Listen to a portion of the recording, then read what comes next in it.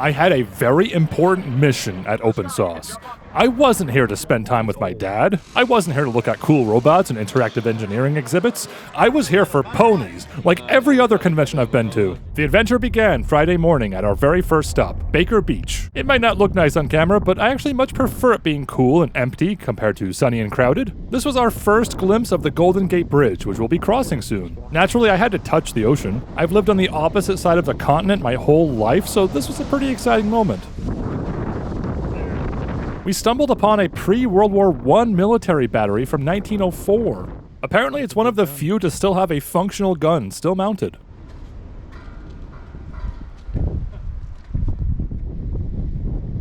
Then it was off to our next stop, the famous bridge itself. This is where Planet of the Apes was shot. Yeah. I bet a lot of movies were. We parked the car and hiked from here. I imagine this place is normally quite crowded, so it was pretty surreal to have it mostly to ourselves.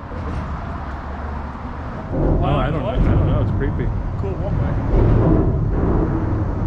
way. The hike is short, but up a steep hill. If it were hot and sunny outside, I'd probably be not handling it very well. So the fog and cool wind was actually a very welcome thing. You can still see the bridge.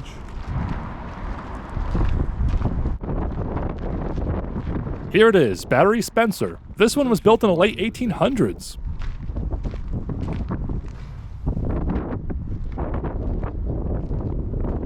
Here, I'm assuming. Pew, pew, pew. And there's the famous view of the bridge. It is extremely windy up here. It started to get more crowded up at the top, so we made our way back down the path. At the parking lot, food vendors have started setting up in preparation for the crowds.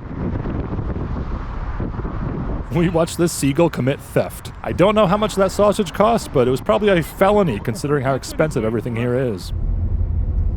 Heading through this single-lane tunnel was quite interesting because, as far as I know, this is the only practical way in and out of the valley. There's no cell phone service on the other side.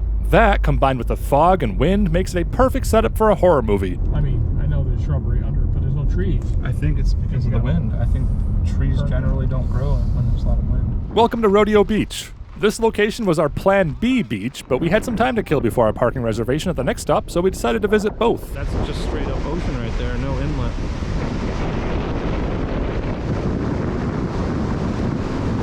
Then it was back on the road, this time heading to Muir Woods. Muir Woods? Muir Woods? Muir Woods. It was a scenic ride as the sun slowly broke through the fog and revealed these giant hills and some of the steepest, twistiest roads I've ever seen. We were greeted in the parking lot by a few wild turkeys before heading into the National Monument proper. I've always had a passing fascination with big trees. Many of these trees are over 1,000 years old.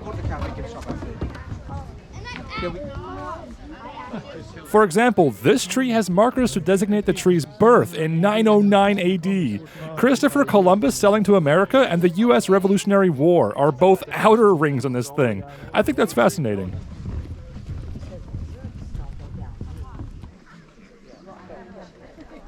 Maybe that says something about smoke. Fire. The park is well maintained, and we chatted at great length with some of the rangers off camera. They were very knowledgeable and excited to share what they know. Here's one last stop at the gift shop before we head back to the car and return to San Francisco.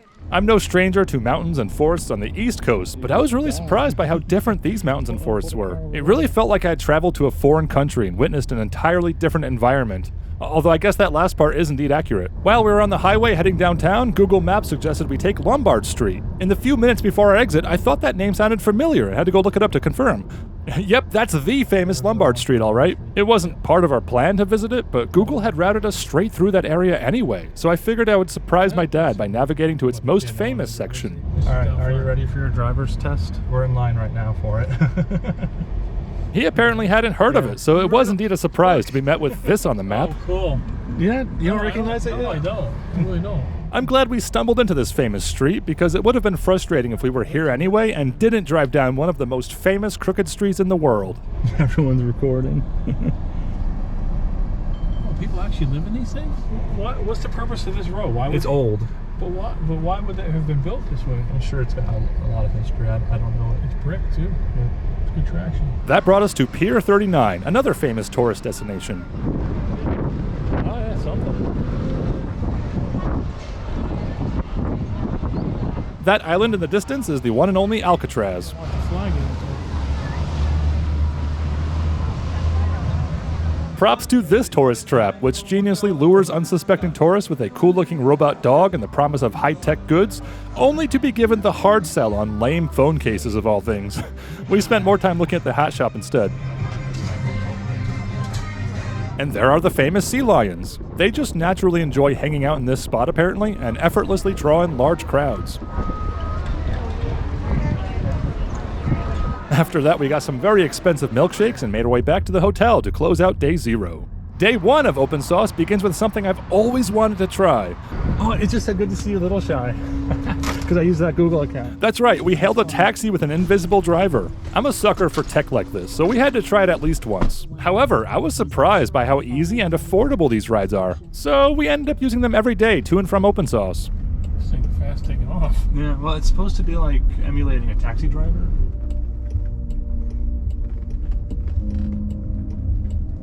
Unfortunately, the car did try to kill us, but not in the way you might expect. The ride itself was smooth and comfortable, but my poor dad kept having his seatbelt ratcheting tighter and tighter for no reason. The car got angry when he tried to unbuckle and struggled to fix it. Oh, it does detect. I have to. It's angry at you. Try it. I know. It really got tight. Goodbye, Clanker. Instead of waiting in line in a parking lot, we spent some time relaxing at a park and visiting some weird birds us East Coasterners haven't seen before. It's got red eyes. That's cool. Look at his feet. And now it's time for Open Sauce. I was having so much fun exploring the area with my dad, I almost forgot what we traveled here for in the first place. After getting through the line, we were immediately greeted by a remote-controlled garbage bin. I can't think of a better welcome to Open Sauce than that. Since we're 3 hours ahead, we went straight to the food trucks for lunch before it got busy. After eating, we entered our first hall, which happened to be robotics and BattleBots focused.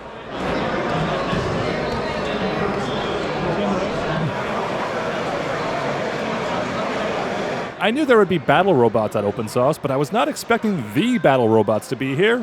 The full-size, 250-pound BattleBots were quite a sight to behold. Off camera, one of the robots playing hockey caught fire. No big deal, someone grabbed it and took it safely outside. But then this happened at a different nearby booth.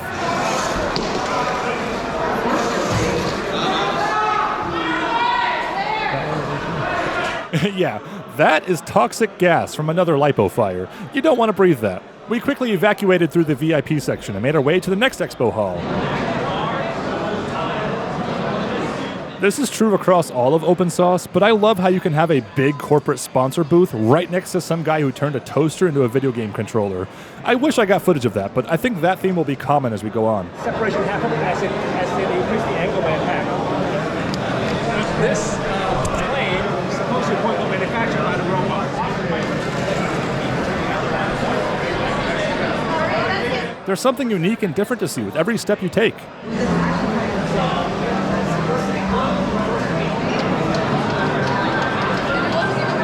Heading outside now, we're walking between a rideable miniature railroad on one side and a bunch of robots playing some form of basketball on the other.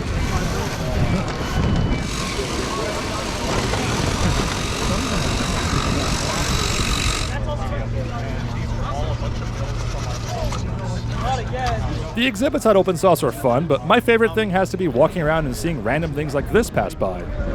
That's funny. I wonder if there's like drinks in there. Or cool robotic props roaming around like this. Suddenly, a Formula One car. Everywhere you look, there's something interesting to see or do. We've barely scratched the surface of what there is to see in the halls, and here's another of the smaller ones if you can believe it. Why yes, I would download a multi-tool. This here is a live demonstration of overclocking a computer with liquid nitrogen. And here's the main expo hall. Spoilers, we don't even see half of this place until tomorrow, simply because it's so big and crowded. I've been familiar with companies like Raspberry Pi and iFixit for years, so it's really neat to see them in person like this. I wasn't even aware desktop CNC machines existed until now, and now I want one. Oh, I see a furry. That reminds me, we're still searching for bronies, but things aren't looking good so far. Will this be my first video not to contain a pony at all? Prusa, the 3D printer company, was hosting a competition to see who could design the strongest spinning battle top. I got my first 3D printer from these guys just a couple weeks prior, so it's really fun to see them in person. That's the model I got right there, just without the crazy robot arms. Alas, my printer also doesn't have legs, unfortunately. At least not yet.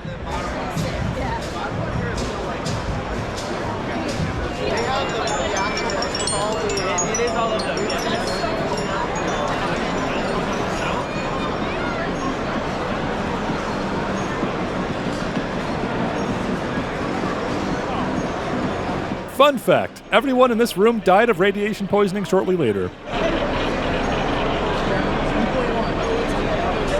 And here's the main stage.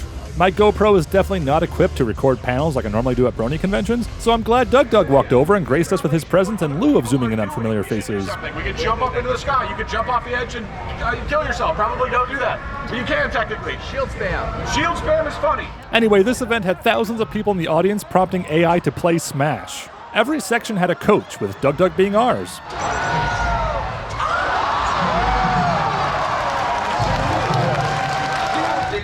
I think that's pretty good. This is the last chance to make the robot good. I knew big cities in California had crime problems, but I wasn't expecting to capture a knife fight on camera. Taser knives, no less. Oh, when you stepped out of the circle, you lost your leg already. Oh, we got one. Let's head over to one more expo hall.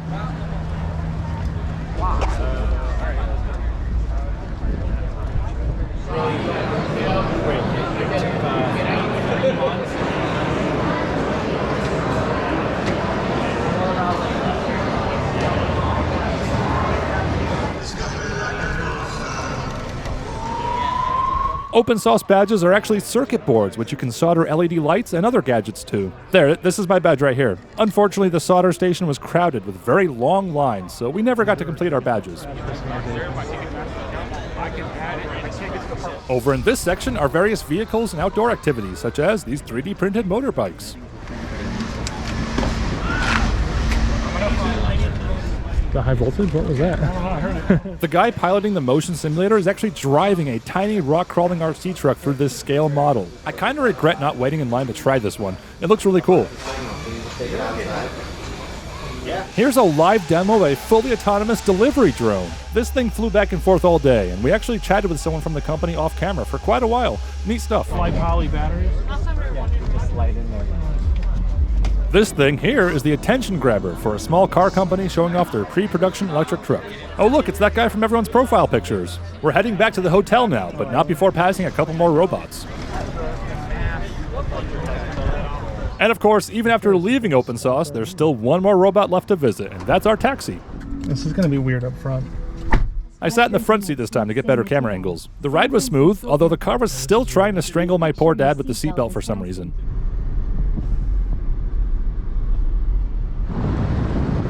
Bye, Clinker. We start day 2 the same way day 1 ended, with another Waymo ride. Good to see you, little sheep. Little C. This time we had an extra stop at the grocery store to pick up some sunscreen. I did not heed the warnings and was very sunburned by this point. The car basically just went around the block for a couple of minutes before picking us up again. Bye, that's our ride, wait. Good morning, little sheep. And once again, the car expressed a murderous vendetta against my dad. He's trying to strangle you. This time, the car finally did something a little weird by cutting into this person's lane for no reason. There, that's the extent of my Waymo fail compilation. I'm almost disappointed by how well they worked after hearing so many crazy things online. We walked through the same park as yesterday, and once again visited our new bird friends with weird feet. This time we tried to be somewhat near the front of the line to get to the solder station first thing. I would later learn that the solder station was already crowded with VIP and line skip passes at this very moment before we even got in, so it was all in vain, unfortunately. So instead we headed back to the main expo hall to check out all the booths we missed on day 1.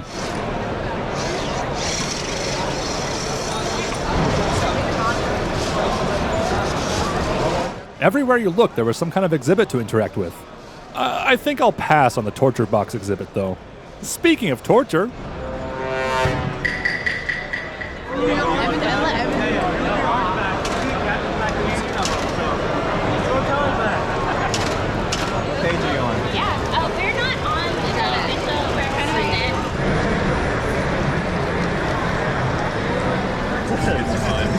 One of my favorite booths we missed the day prior was this one. Tesla coils and electrified plasma feel like dangerous things to keep distance from, but here, interactivity is encouraged.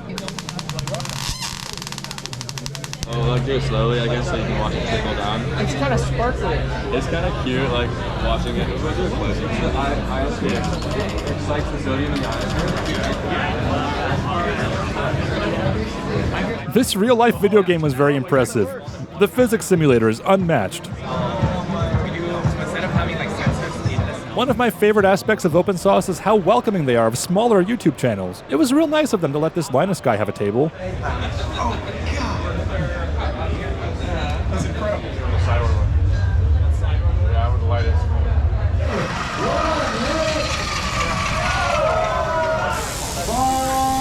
That is the sound of an electric hot dog derby race. 2, 1, race!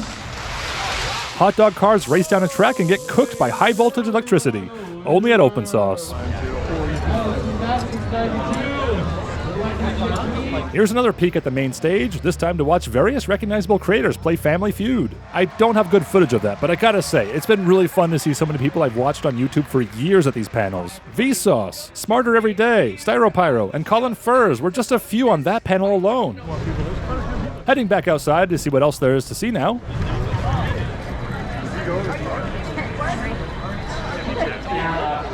Also, I've not been able to put it back together. Oh, okay, I only saw 1 or 2 hands. The drivable couch has a face-off with the googly-eyed trash bin. Now there's a BattleBot showdown for the century. Oh hey, speaking of recognizable people from YouTube, it's Captain Disillusion in the flesh.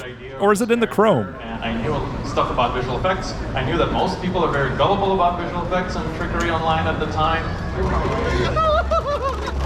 When I first saw this thing, I genuinely thought someone dropped a spool of 3D printer filament and it was rolling away, but nope, it's just another creative robot.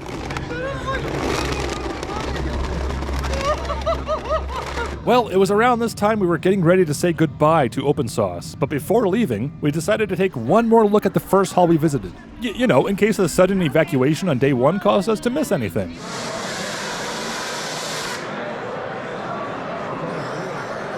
Seeing random robots roaming the event was one of the things I was most excited to see at Open Sauce, so I'm really glad it more than delivered on that front.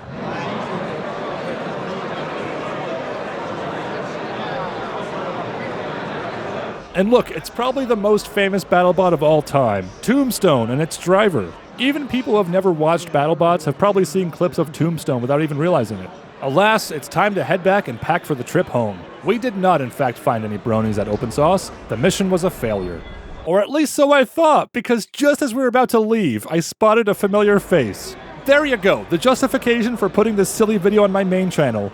Between this and the shirt I was wearing, there were in fact ponies at Open Sauce. Thanks for watching. I know this is an unusual video for me to upload, but I hope you can appreciate how special of a trip this was, and I hope you enjoyed taking a look at San Francisco and Open Sauce alongside my dad and I. Shout out to all the awesome people on your screen for supporting me. This is Little She, over and out. Good afternoon, Little She. This is the Little She one.